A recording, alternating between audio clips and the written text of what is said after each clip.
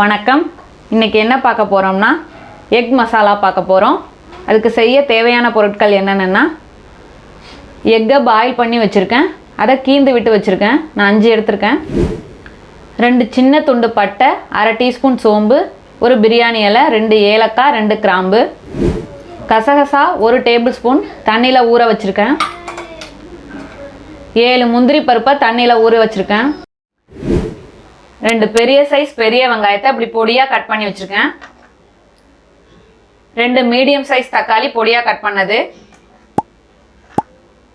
1/4 teaspoon மஞ்சள் தூள்,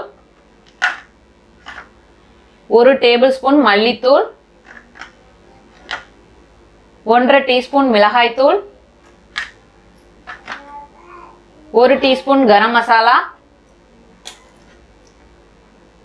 1 table spoon இஞ்சி பூண்டு பேஸ்ட், எண்ணெய் தேவையான அளவு, உப்பு தேவையான அளவு, அவ்வளோதான். இப்போ செய்ய ஸ்டார்ட் பண்ணலாம். இப்போ ஒரு கடாய் வச்சிருக்கேன். கடாய் ஹீட் ஆயிடுச்சு. 3 டேபிள் ஸ்பூன் அளவுக்கு எண்ணெய் சேர்த்துக்கிறேன். இப்போ எண்ணெய் நல்லா ஹீட் ஆயிடுச்சு.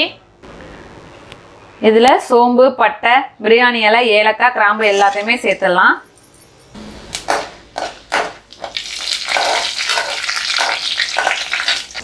இதில் ஒரு கொத்து கருவேப்பிலை இலை. இப்போ வெங்காயம் சேர்த்துக்கலாம்.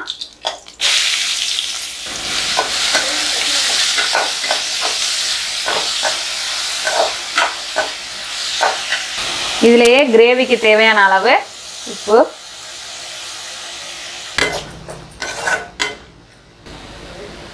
இஞ்சி பூண்டு பேஸ்ட், பச்சை வாசனை போகட்டும், நல்லா வதங்கட்டும். இப்போ வெங்காயம் நல்லா வதங்கிடுச்சு. இதில் மசாலாலாம் சேர்த்துடலாம்.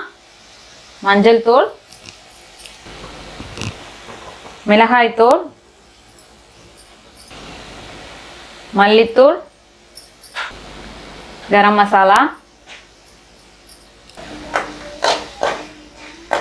எல்லாம் சேர்த்து கலந்து விட்டுக்கோங்க.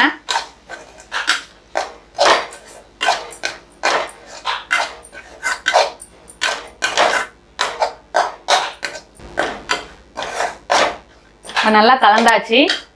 இதில் தக்காளி சேர்த்துக்கலாம். நல்லா பொடியாக கட் பண்ணிட்டேன்.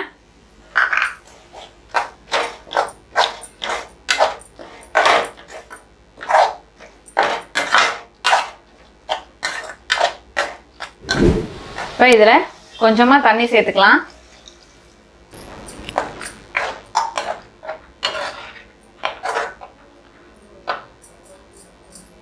இதை மூடி வச்சு 10-15 நிமிஷம் கொதிக்க விடுவோம்.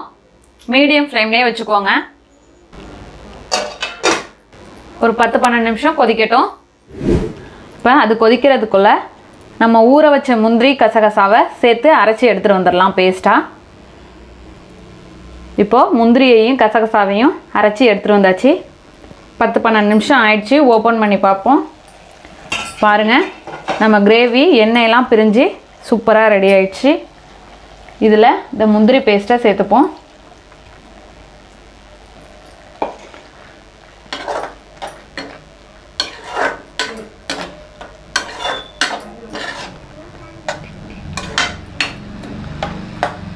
இப்போ ஃப்ளேமை கொஞ்சம் ஹை பண்ணிவிட்டு நல்லா கொதிக்கட்டும். ஒரு 2 to 3 மினிட்ஸ் கொதிக்கட்டும். இப்போ நல்லா கொதி வந்துடுச்சு. இப்போ எக்கை சேர்த்துக்கலாம். அது மேலே இந்த கிரேவியை கொஞ்சமாக இப்படி சேர்த்து விடுவோம். இப்போ எல்லா பக்கமும் இது கீந்து விட்டதுனால இதில் எல்லா இடத்துலையும் இந்த கிரேவி போய் செட் ஆகிடும். மூடி வச்சு ஒரு 3 to 4 மினிட்ஸ் வேகட்டும். மீடியம் ஃப்ளேம்லேயே இருக்கட்டும். இப்போ ஓப்பன் பண்ணி பார்ப்போம். இப்போ நல்லா மசாலா ரெடி ஆகிடுச்சு. இப்போ நான் இடையில அடி பிடிக்காமல் இருக்க கிளறி விட்டேன். நீங்களும் அது மாதிரி கிளறி விட்டுக்கோங்க. அவ்வளோதான். இப்போ ஃப்ளேமை ஆஃப் பண்ணிடலாம். இறக்குறப்ப கடைசியாக கொத்தமல்லி தழை. இது ஒயிட் ரைஸ் சப்பாத்தி கூட சூப்பரான சைட் டிஷ்ஷாக இருக்கும். நீங்கள் ட்ரை பண்ணி பார்த்துட்டு எப்படி வந்துச்சுன்னு கமெண்ட்டில் சொல்லுங்கள். தேங்க்யூ.